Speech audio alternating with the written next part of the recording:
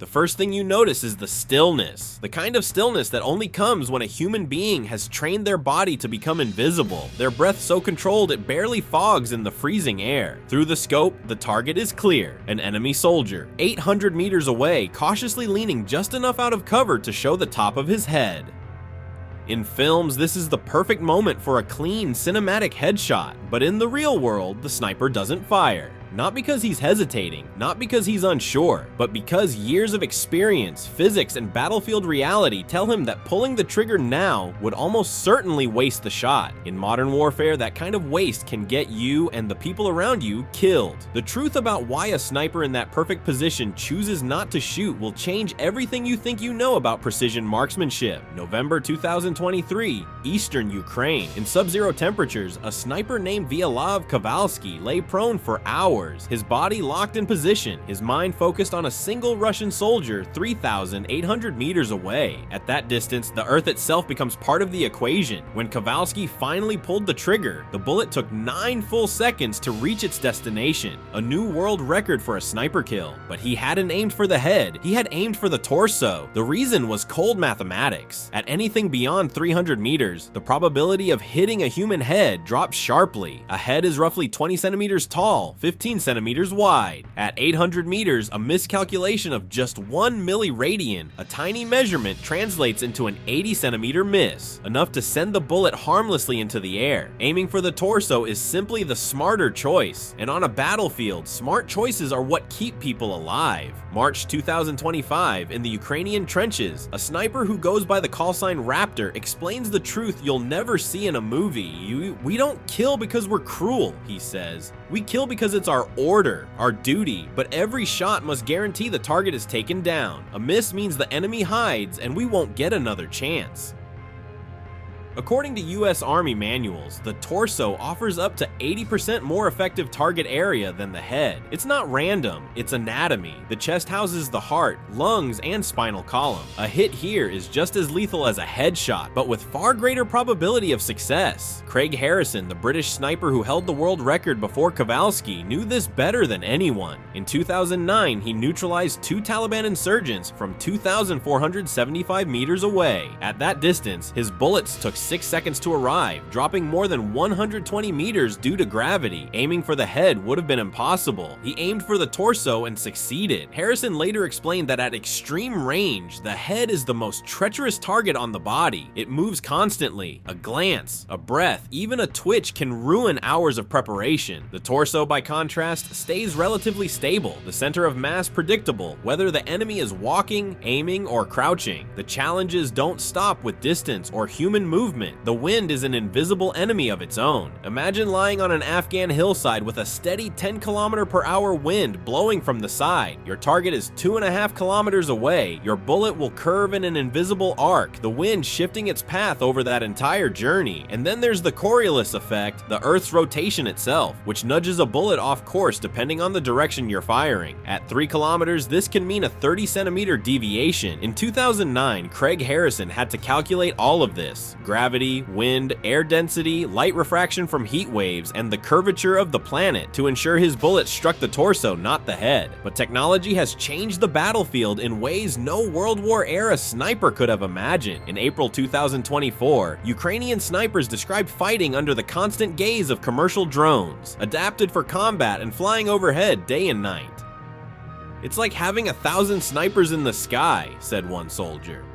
Cheap, easy to deploy, and impossible to ignore. These drones have transformed both tactics and survival odds. They've also revealed another hard truth: headshots are not always fatal. On January 1st, 2024, soldier Maluk took a bullet to the head and lived to tell the story. The round passed through a part of his skull that didn't destroy his central nervous system. In contrast, a well-placed chest shot destroys vital organs with near certainty. Physiology makes the case brutally clear. A high-velocity bullet striking the torso creates a temporary cavity up to 40 3 times its own diameter, destroying tissue, rupturing blood vessels, and turning rib fragments into shrapnel. The heart stops instantly if hit. Lungs collapse, drowning the victim in blood. Damage to the liver, spleen, or kidneys causes catastrophic internal bleeding. The skull, however, can sometimes deflect bullets, and there are recorded cases of soldiers surviving shots to the brain. Military neurosurgeon Dr. Stephen Mayer has documented instances where bullets pass through the frontal lobe without killing the combatant, but there is no surviving a direct hit to the heart. These realities are why sniper doctrines worldwide emphasize aiming for center mass. US Army training makes it explicit: aim where you have the highest probability of hitting and causing decisive effect. It's a principle drilled into recruits at places like Fort Benning, Georgia, where only 4 out of 10 sniper candidates survive the grueling 7-week training. The curriculum includes crawling 5 kilometers under full gear, carrying 50 kilos, keeping a heart rate below 60 beats per minute while aiming, and hitting 90% of shots at 500 meters. One of the most counterintuitive skills they're taught is when not to fire. Most of a sniper's time isn't spent firing, but waiting, says instructor Sergeant Marcus Webb. Pulse control is another essential skill. They learn to fire between heartbeats for maximum stability. History, of course, had its own rules. In the Second World War, the legendary Soviet sniper Lyudmila Pavlichenko earned the nickname Lady Death, with 309 confirmed kills, 36 of them enemy snipers. In the urban ruins of Odessa and Sevastopol, her headshots made sense. Targets were exposed for longer, at closer range, without modern protective gear or surveillance drones. She fought in a world where the distances were shorter, the technology simpler, and the battlefield slower. Those conditions no longer exist. There are still exceptions. In hostage rescue scenarios, Israeli police snipers are trained to fire simultaneously at the cerebellum, the base of the skull, to ensure instant death without reflex movement. In 2009, during the rescue of Captain Richard Phillips from Somali pirates, 3 US Navy SEAL snipers executed simultaneous headshots from just 40 meters away. But these are controlled, close-range situations after hours of preparation. In the chaos of open combat, the risk is far too high. When snipers break the center mass rule in the field, the results can be devastating. In Basra, Iraq, 2005, a British SAS sniper aimed for the head of a suicide bomber wearing an explosive belt. The shot missed by 2 centimeters, and the bomber detonated, killing 5 people. In Kabul, 2012, a Canadian sniper missed a Taliban sniper's head by 3 centimeters, allowing the enemy to return fire and wound his spotter. These incidents reshaped international sniper protocols. Now, most special forces prohibit headshots outside of hostage situations. There are other reasons for avoiding the head. Modern ballistic helmets can stop or deflect rounds at certain angles. Footage from Afghanistan shows a Marine whose helmet saved his life by stopping a sniper's bullet. In 2019, an Israeli officer on the Gaza border survived a headshot thanks to his helmet. Missing the head or striking protective gear can expose a sniper's position, leading to deadly counterattacks. Technology is changing the game further. Israel has deployed military drones capable of firing sniper rifles with perfect stability. Companies like Tracking Point have developed rifles that calculate trajectories and only fire when the aim is perfect. DARPA's Exacto program has even created self-guiding bullets that can alter their path mid-flight to hit moving targets. These advances raise chilling possibilities. Machines could soon decide whether to aim for the head or torso without human input.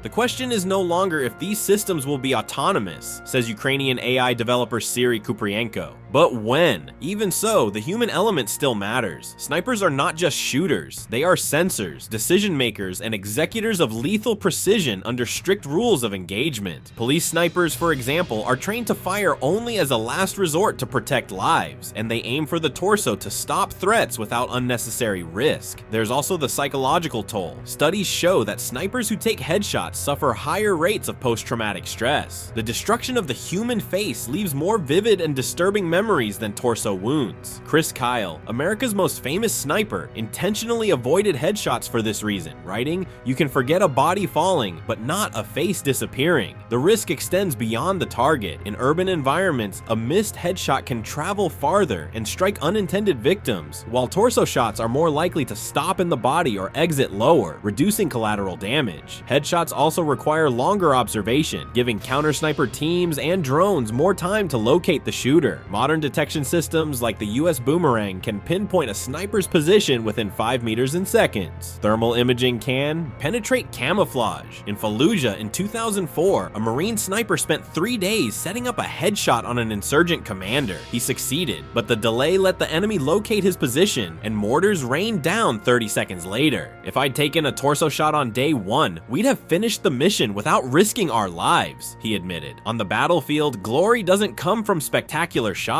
It comes from finishing the mission and coming home alive. That's why, as one instructor puts it, the head gives you glory in video games, but the chest gives you victory in real life. Future wars may see AI, drones, and guided bullets replacing human snipers. But even in a world of autonomous weapons, physics won't change. The head will still be a small, moving target. The torso will still house the organs that matter most in stopping an enemy. Machines will just calculate these odds faster than any human ever could. And yet, as long as human beings make the final call, the sniper will remain on the battlefield, calm, calculating, and patient. That soldier 800 meters away keeps lifting his head above cover, but the sniper's scope stays locked on the torso, waiting for the moment when the chest is exposed. Because in real war, patience kills more enemies than flashy marksmanship, and when the shot finally comes, it will be center mass. Not because it's less dramatic, but because it's the surest way to ensure that the mission ends in success, and the sniper makes it home. If this story changed the way you think about snipers, give this video a like and share it with others, and subscribe for more untold truths about the realities of modern warfare. Because out here, the truth is always more shocking than fiction.